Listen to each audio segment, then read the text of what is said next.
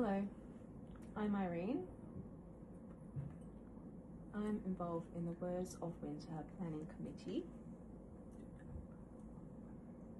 Today I'm here to share with you 5 books that you might like. The first book here is The Confederacy of Dunces. I found this book, Confederacy of Dunces, by the author John Kennedy Toole. Anyway, I went to a bookshop and I told them, look, I'm feeling depressed. I need something that will make me laugh. And they said they had the perfect book for me. I read this book and I couldn't stop laughing. It was an awesome book. The story is about a son and his mother and their relationship. It's a worth read. The second book is a new release.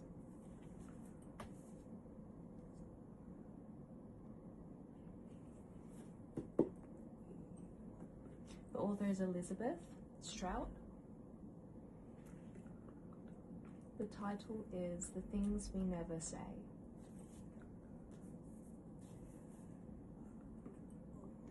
I've read many of her books and I found that they're very emotional with hidden layers.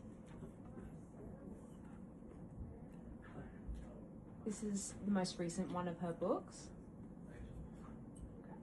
and it's a perfect book to sit down and read in afternoon sun with a cup of tea. It's just beautiful.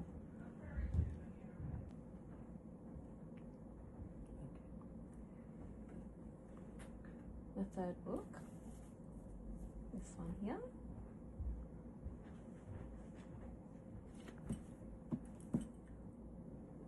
The author is Rohan Ministry, and it's called A Fine Balance. How I found this book was that my friend recommended it to me actually, and said that it changed her life.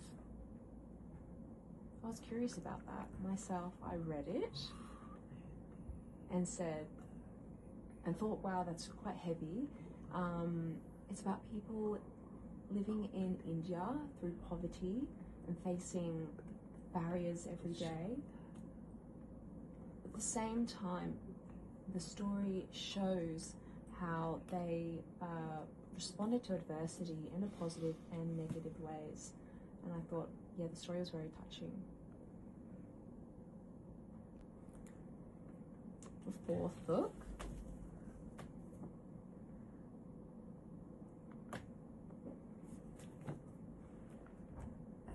author Andrew Solomon, and the book title is Far From the Tree.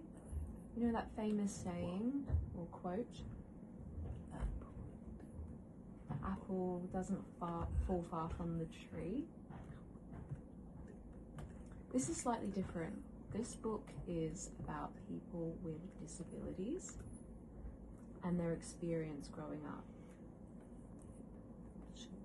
It explores themes of families and their perspective, and showcases many interviews with people describing their identities and where they feel they fit in. It's a very powerful book and I definitely recommend it. Okay, the 5th book.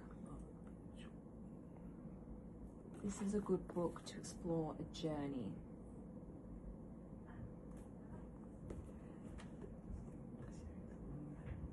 It's a memoir, and the author is Natasha Walter. It's called Before the Light Fades.